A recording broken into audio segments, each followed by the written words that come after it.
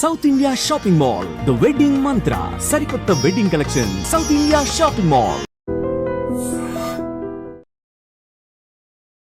ప్రభుజీ, మీరు చెప్పినట్టుగా అంటే వీటన్నింటినీ చదువుకుంటూ భగవంతుడి గురించి వింటూ అలా ఉంటే నిజంగా భగవంతుడి అనుగ్రహం పొందొచ్చు అంటారా? గుళ్ళకి పుణ్యక్షేత్రాలకి వెళ్ళకపోయినా కూడా భగవంతుడి యొక్క అనుగ్రహం పొందాలి అని అంటే భగవంతుడు చెప్పినట్టు నడుచుకోవాలి. మీకు ఒక విషయం చెప్తాను.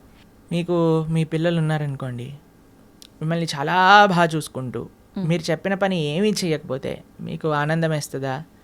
లేదా మిమ్మల్ని బాగా చూసుకుంటూ మీరు చెప్పిన పనులన్నీ కూడా చేస్తే బాగా ఆనందం వేస్తుందా? లేదా మిమ్మల్ని బాగా చూసుకోకపోయినా జస్ట్ మీరు చెప్పిన పనులన్నీ చేస్తే బాగా ఆనందం వేస్తుందా? బాగా చూసుకోవాలి, చెప్పింది వినాలి, అప్పుడే ఆనందంగా ఉంటుంది కదా. అదే మనం చేయాలి. భగవంతుడు చెప్పినట్టుగా నడుచుకోవాలి, భగవంతుడి యొక్క ఆరాధన చేయాలి. అది నిజమైన మంచి జీవుడు లేదా మంచి సనాతన ధర్మానికి చెందినవాడు చేసే పని.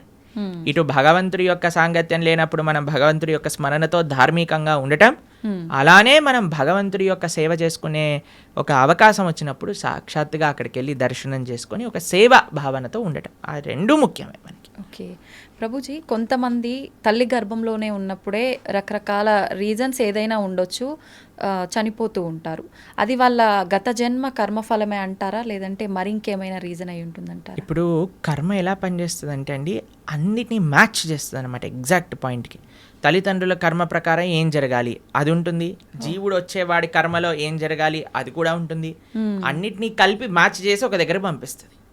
కాబట్టి ఇది ఎవరి కర్మ అని చెప్తే ఆ జీవుడు కర్మనే, అలానే ఆ తల్లిదండ్రుల యొక్క కర్మనే, అందరి కర్మ మిక్స్ అయ్యి పరివారము అని అంటేనే ఒకళ్ళ కర్మ ఒకళ్ళు నెగేట్ చేసుకోవడానికి పుట్టినవారు. Okay okay. కాబట్టి ఇప్పుడు ఈ జన్మలో భార్య భర్తలు పిల్లలు ఎలా వచ్చారండి, ఎవరు చూస్ చేశారండి, మాకు ఎవరు పిల్లలు పుడతారని ఎలా మనం ఎలాంటి ప్రభావంతో మీరు ఎవరికైతే రుణం ఉందో, ఎవరైతే మిమ్మల్ని పోయిన జన్మలో పెంచారో వాళ్ళకి మీరు మళ్ళీ పిల్లలుగా పుట్టారనుకోండి, వాళ్ళని పెంచి ఆ రుణం పోతుంది అనమాట. లేదు మీకు ఎవరైనా శత్రువులు ఉన్నారనుకోండి, వాళ్ళు కూడా పిల్లలుగా పుట్టచ్చు. ఎందుకంటే వాళ్ళకి మనం చేసిన అపచారాలన్నీ కూడా వాళ్ళు ఇప్పుడు మనతో చేసి మన కర్మ నెగెట్ చేస్తూ ఉంటారనమాట. కాబట్టి అది ఒక పెద్ద కాంప్లికేటెడ్ కార్మిక్ సైకిల్. అది ఎవరి కర్మ ఎగ్జాక్ట్గా అని చెప్పటం, అందరి కర్మ కలిసి ఒక కుటుంబం ఏర్పడుతుంది. ఒకళ్ళ కర్మ ఒకళ్ళనొకళ్ళు నెగెట్ చేసుకుంటూ ఉంటారనమాట. అది కుటుంబం అంటే. ప్రభుజీ, వాళ్ళు కర్మ అనుభవించటానికే మరొక జన్మ తీసుకుంటున్నప్పుడు అంటే బయటికి వచ్చి అనుభవించాలి కదా, కడుపులోనే ఎందుకు అలా అవటం? కడుపులో అనుభవం ఉండదా? కడుపులోనే అనుభవం ఉంటుంది. అంతే అనుభవం ఉండాలి అని కర్మ ఉంటే అంతే అనుభవం అయిపోతుంది. Okay okay. కాబట్టి జీవుడు తల్లి గర్భములోకి వెళ్ళిన మరుక్షణం నుంచి కాన్షియస్నెస్ స్టార్ట్ అయిపోతుంది, డెవలప్ అవ్వటం అని చెప్తారనమాట. కాబట్టి గర్భస్థ నరకము అని అంటారు. ఇప్పుడు చూడండి, ఇప్పుడు మీరు రెస్పాండ్ అవ్వటం, ఇప్పుడు ప్రహ్లాదుడు గర్భంలో ఉన్నప్పుడే కదండి భగవంతుడి గురించి విన్నది. అవును. పిల్లలు అందుకే చెప్తారు, ఎవరైతే కడుపుతో ఉంటారో అప్పుడు మంచి విషయాలు వినాలని, రామాయణ భాగవతాలు వింటూ ఉండండి, అప్పుడు పుట్టేవాడు మంచి భక్తుడుగా పుడతాడు అని. ఎందుకంటే వాడి లోపల కాన్షియస్నెస్ ఉంది కాబట్టి, వాడు అనుభవిస్తున్నాడు ఏది మంచి ఏది చెడు. అందుకే అమ్మని జాగ్రత్తగా ఇది తినకూడదు ఇవి తినాలి అని ఎందుకు చెప్తారు అంటే, వాటి వల్ల ఆ పిల్లవాడికి కూడా ఆ రకమైన బాధ కలుగుతూ ఉంటుంది, లేదా ఆ రకమైన ఆనందం వస్తూ ఉంటుంది అని. కాబట్టి లోపల కూడా వాడు అనుభవిస్తూనే ఉన్నాడు జీవి. ప్రభుజీ, భగవంతుడి అనుగ్రహం అనేది ఇప్పుడు మామూలుగా చెప్తుంటారు కదా ప్రభుజీ, మగవారు ఇంట్లో యజమాని చేసే పూజ వల్ల ఎక్కువ ఫలితం ఉంటుంది, కుటుంబానికి మొత్తం చెందుతుంది. ఆడవారు చేసే పూజా ఫలితం అనేది తనకొక్కతి మాత్రమే చెందుతుంది అని చెప్తుంటారు. ఇది నిజమేనా ప్రభుజీ? ఒకవేళ హస్బెండ్ చేసే పుణ్యంలో 50% భార్యకి చెందుతుంది, భార్య చేసే పుణ్యంలో నయా పైసా హస్బెండ్కి రాదు. హస్బెండ్ చేసే పాపంలో 50% భార్య చేసే పాపంలో 50% హస్బెండ్కి చెందుతుంది, హస్బెండ్ చేసే పాపంలో నయా పైసా భార్యకి రాదు. ఓకే. కాబట్టి ఇలా చూసుకుంటే ladies are more fortunate in one sense.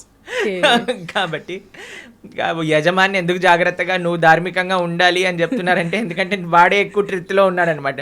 వాడు చేసిన దానికి చేయని దానికి అనుభవించాల్సింది వాడే, కాబట్టి జాగ్రత్తగా ఉండు అని చెప్పేది.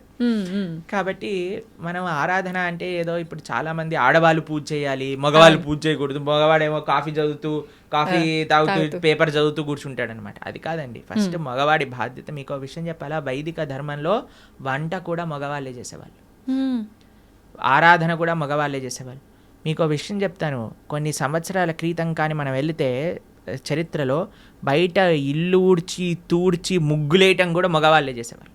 మరి ఇప్పుడు ఎందుకు లేదు ప్రభుజీ ఆచారం? మీరు ఉంటే బాగుండేది కదా. కానీ ఇట్ ఈస్ నాట్ ఆడవాళ్ళ పని పూజ అనే నోషన్ ఫస్ట్ పోవాలి. ఆరాధన అంటే అయితే మగవాడే చేయాలా కాదు, అందరు కలిసి ఆరాధన చేయాలి. ఎలా అందరూ కలిసి ఆరాధన చేస్తారు అని అంటే, ఎవరైతే ఇంటి యజమాని ఉన్నారో ఆయన భగవంతుడి యొక్క ఆరాధన చేస్తూ ఉంటారు.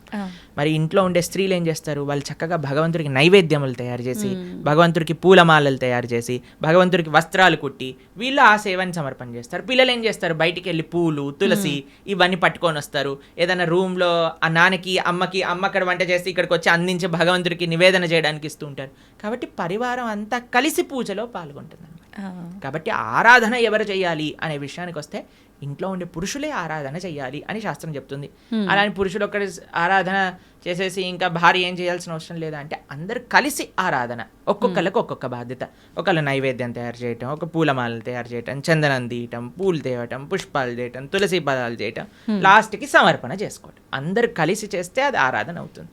అందుకే ఆ family that praise together stays together అని అంటారు. అది చాలా ముఖ్యం. You should pray together. ఒకడు వెళ్ళిపోయి పూజ చేసుకొని వెళ్ళిపోతాడు, దాని తర్వాత ఇంకొకళ్ళు వెళ్ళి పూజ చేసుకొని వెళ్ళిపోతారు, అలా కాదు. Everybody should together do it అనమాట. అది ముఖ్యం.